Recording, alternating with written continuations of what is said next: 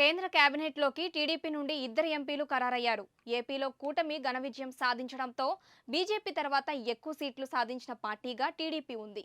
దీంతో ఆ పార్టీకి కనీసం 4 కేబినెట్ పదవులు దక్కనున్నాయి. అయితే ఈ విడతలో 2 బెర్తులు దక్కగా మంత్రివర్గ విస్తరణలో మరో 2 పదవులు దక్కనున్నట్లు తెలుస్తుంది. ఇక తాజా కేబినెట్లో మంత్రి పదవులు దక్కించుకున్న వారిలో శ్రీకాకుళం నుండి హ్యాట్రిక్ కొట్టిన రామ్మోహన్ నాయుడు ఉండగా, మరో పదవిని మొదటిసారి ఎంపీ అయిన పెమ్మసాని చంద్రశేఖర్ చేజిక్కించుకున్నారు. మరి ఇంతమంది ఎంపీలుండగా చంద్రబాబు వీరిద్దరికే ఎందుకు ఓటేశారు? వారి నేపథ్యం ఏంటి తెలుసుకుందాం.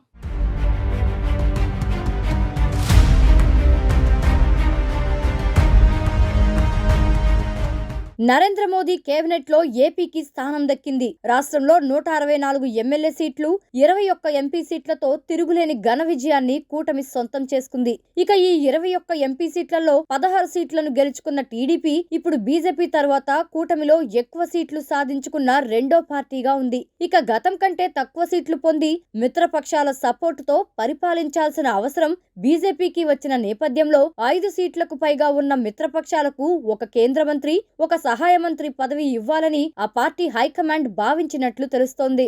ఇందులో భాగంగా టీడీపీకి కనీసం 4 పదవులు దక్కనున్నట్లు సమాచారం. అయితే ఇందులో ప్రధానితో కలిసి కేంద్ర మంత్రులుగా ప్రమాణ స్వీకారం చేసేందుకు ఎంపీలు రామ్మోహన్ నాయుడు, పెమ్మసాని చంద్రశేఖర్లు బెర్తులు దక్కించుకున్నారు. మిగిలిన 2 సీట్లు మంత్రివర్గ విస్తరణలో తీసుకోనున్నట్లు తెలుస్తోంది.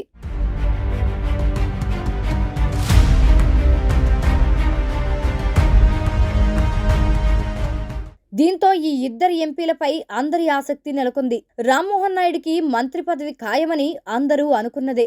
కానీ పెమ్మసాని మాత్రం ఎన్నికలకు ముందు సడన్ ఎంట్రీ ఇచ్చి ఇప్పుడు కేంద్ర మంత్రి కావడంతో అదృష్ట జాతకుడిగా అందరూ అభివర్ణిస్తున్నారు. ఇక రామ్మోహన్ నాయుడు గురించి చెప్పుకోవాలంటే అతి చిన్న వయసులో అంటే 21 ఏళ్ల వయసులోనే ఎంపీ అయిన రామ్మోహన్ నాయుడు తండ్రి దివంగత ఎర్రన్నాయుడు. రోడ్డు ప్రమాదంలో ఎర్రన్నాయుడు అకాల మరణంతో రాజకీయాల్లో అడుగుపెట్టిన రామ్మోహన్ నాయుడు అంచెలంచెలుగా ఎదుగుతున్నారు. తెలుగు, హిందీ, ఇంగ్లీష్ భాషల్లో మంచి పట్టున్న రామ్మోహన్ ఢిల్లీ రాజకీయాల్లో సైతం పట్టు సాధించారు. పార్లమెంట్లో మంచి ప్రసంగాలతో ప్రధాని మోదీ మనసు చూరగొన్న రామ్మోహన్ నాయుడు పార్టీ అధినేత చంద్రబాబుకు నమ్మకస్తుడిగా పేరుగాంచాడు. 2019లో టీడీపీ నుంచి గెలిచిన 3 ఎంపీలో ఒకరిగా ఉన్న రామ్మోహన్ నాయుడు అప్పుడు కూడా రాష్ట్రానికి సంబంధించి రావాల్సిన హక్కులపై పార్లమెంట్లో తన గళం వినిపించారు. ఇక తాజా ఎన్నికల్లో 3,27,000 మెజారిటీని సాధించిన రామ్మోహన్ కేంద్ర మంత్రిగా ఎంపికవడం ఉత్తరాంధ్రకే గర్వకారణమని చెప్పుకోవచ్చు.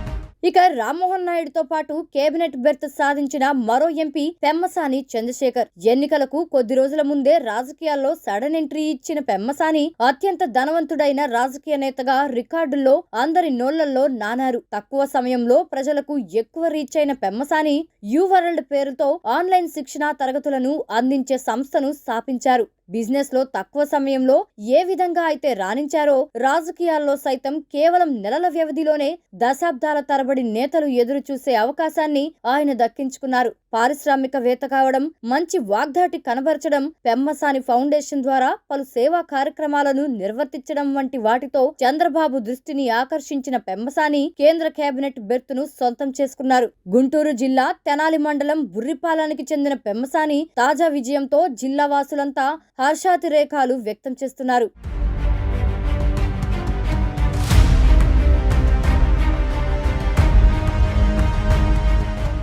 మొత్తంగా రాజకీయాల్లో వారం రోజులు కూడా సుదీర్ఘ సమయమని నానుడి ఉంటుంది.